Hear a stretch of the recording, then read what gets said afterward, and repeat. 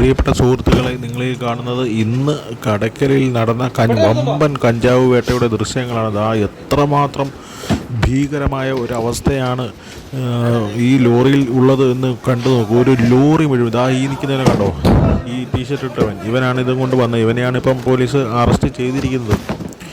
എത്ര കോടി രൂപയുടെ അദ്ദേഹം, ആ പോലീസ് ഉദ്യോഗസ്ഥൻ, ഇത്രയും നട്ടലുള്ളൊരു പോലീസ് ഉദ്യോഗസ്ഥൻ ഈ കേരളത്തിലുണ്ട്. ഇതുപോലെ നൂറുകണക്കിന് നല്ല നല്ല ഉദ്യോഗസ്ഥരുള്ളൊരു സ്ഥലമാണ് നമ്മുടെ കേരളം. അങ്ങോട്ട് നട്ടല് നിവർത്തുന്ന വെച്ചുകൊണ്ട് അങ്ങോട്ട് ഇറങ്ങിയാലുണ്ടല്ലോ ഒരുത്തനും ഒരു പുല്ലും ചെയ്യത്തില്ല. ഇതുപോലുള്ള 100 ഉദ്യോഗസ്ഥർ നമ്മുടെ നാട്ടിലുണ്ടെങ്കിൽ അവർക്ക് സർവ്വ സ്വാതന്ത്ര്യം കൊടുത്ത് അവരെ അങ്ങോട്ട് വിട്ടു കഴിഞ്ഞാലുണ്ടല്ലോ നമ്മുടെ നാടിനെ അടിച്ച് നിരത്തി ഒരു കമാന്നൊരു പുല്ല് പോലും അനങ്ങാത്ത രീതിയിൽ അവർ നേരെയാക്കി തരും. അവർക്കതിനുള്ള സ്വാതന്ത്ര്യവും അധികാരവും നമ്മുടെ സർക്കാരുകളൊന്ന് കൊടുത്താൽ മാത്രം മതി.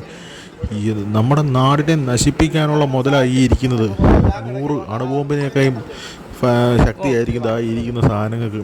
അച്ഛനെയും അമ്മയെയും പെങ്ങളെയും ബന്ധുക്കളെയും ഉറ്റവരെയും ഒന്നും തിരിച്ചറിയാൻ പോലും പറ്റാത്ത തരത്തിൽ ഈ മാരക വിഷം ആളുകളുടെ ഉള്ളിലേക്ക്, ചെറുപ്പക്കാരുടെയും പെങ്ങന്മാരുടെയൊക്കെ ഉള്ളിലേക്ക് പല രീതിയിലാണ് യൗമാർ ഇതിൻ്റെ വമ്പൻ സംഘങ്ങൾ എത്തിച്ചുകൊണ്ടിരിക്കുന്നത്. അപ്പോൾ ഇതൊരു നല്ലൊരു തുടക്കം തന്നെയാണ്.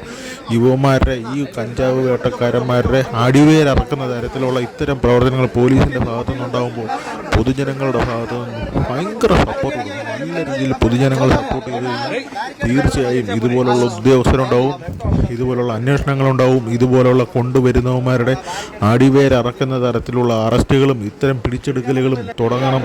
അത് തുടരുകയും വേണം. എല്ലാ നാട്ടിലും പരമാവധി ആളുകൾ സംഘടിച്ച് വിവരങ്ങൾ ശേഖരിച്ച് കൃത്യമായിട്ട് പോലീസിന് കൊടുക്കണം. പോലീസിന് വിവരങ്ങൾ കിട്ടിയാൽ ഇതുപോലുള്ള ഉദ്യോഗസ്ഥരോട് ഉണ്ടെങ്കിൽ നമ്മുടെ നാട് രക്ഷപ്പെടും, ഉറപ്പാണ്.